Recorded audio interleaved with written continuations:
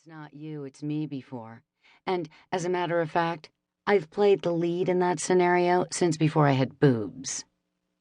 My role is super idiot girl, the kind of female who searches out the most alluring sociopath to date, who never learns that if you see a tornado coming, especially one that works in a record store and displays no other ambition outside of making mixtapes from bootleg Grateful Dead shows, duck under the nearest table until the roar passes. It all started in 5th grade, when my mother bought me a box of Valentines from Kmart. I searched out the perfect Holly Hoppy Valentine, a little farmer boy in overalls milking a cow, for the boy I wanted to move into 6th grade with. Only a few days earlier, he had passed me a note, chunkily folded in the shape of a football that said, "What's your shampoo? Gee, your hair smells terrific." It absolutely declared the love that was to guarantee me perfect happiness for the rest of my life, or at least until summer vacation.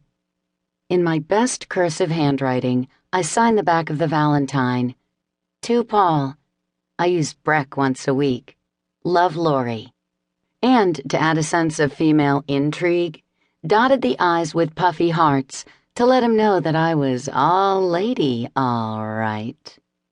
I can understand now how that kind of message would be chilling enough for a boy to shy away from the love of an oily-headed prepubescent girl.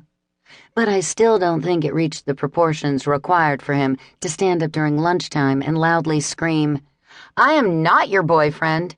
I like Melissa Crow because she can sit on her hair, and she has horses." When I transferred to junior high, I already had a major crush on Mike Smithfield from my 6th grade class, and had waited all summer to see him. I began parting my hair on the left, out of compassion for his left-handedness, a somber physical disability that he bravely bore in a cruel right-handed world, which, at the same time, made it difficult for others to cheat off of him during tests. If I could tell that Mike Smithfield was a knight of gallantry and preeminence just by the way he faced the obstacle of the number 2 pencil God had placed in his left hand, we were meant to be soulmates. Ideal husband material.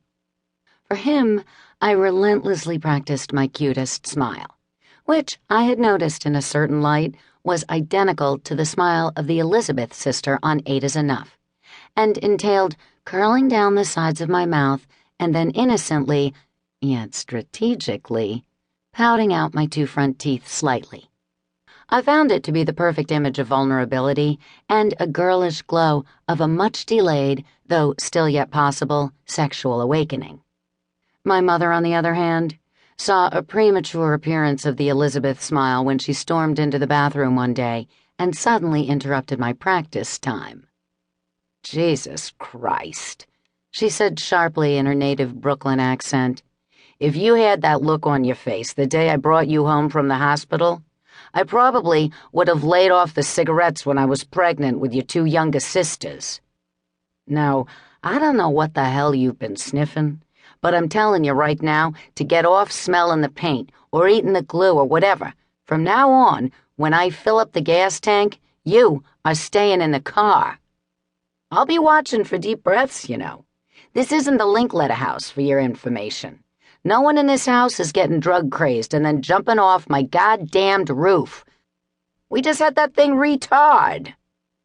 My mother had convinced herself that it was my destiny to one day simply fling myself off the roof like Art Linkletter's daughter, who vaulted to her death from the top of a 6-story apartment building after taking some drugs in 1969.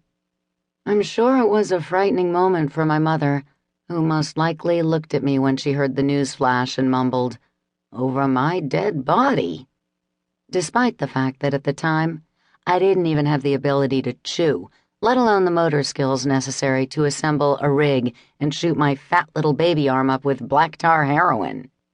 My Art Linkletter's daughter lesson started early, when I was about 9. It happened the day my mother dropped me off for school in our Country Squire station wagon, and saw a 6th grader wearing a tie-dyed t-shirt. "See that kid?" she said, grabbing my arm and pointing to the rainbow-colored figure swinging on the monkey bars. "I bet his parents, a drug